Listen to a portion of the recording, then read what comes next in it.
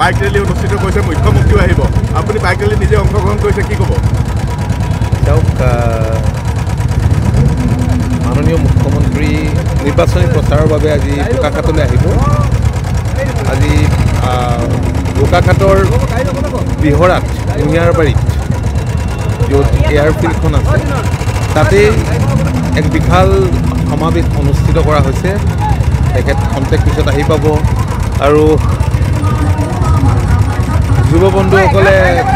মোক অনুৰোধ কৰিছে যে আমি ওলাইছোঁ সকলো একেলগে গতিকে আপুনিও অংশ ল'ব লাগে মই তেওঁলোকক সংগ দিছোঁ কি আশা কৰে কেনেকুৱা ধৰণৰ আশা ইয়াত নিৰ্বাচন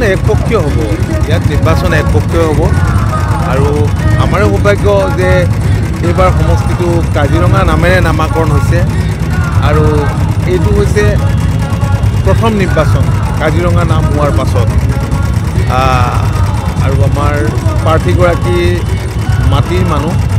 আমি ভাবোঁ যে বিপুল ভোটত কাজিৰঙা লোকসভা সমষ্টিৰ পৰা কামাখ্যা প্ৰসাদ চাই জয়লাভ কৰিব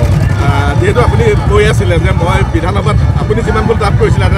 তাতকৈ বেছি ভোট পাম তাতকৈ নিশ্চিতভাৱে বেছি ভোট পাম ইয়াত ঠিক আছে ধন্যবাদ ঠিক আছে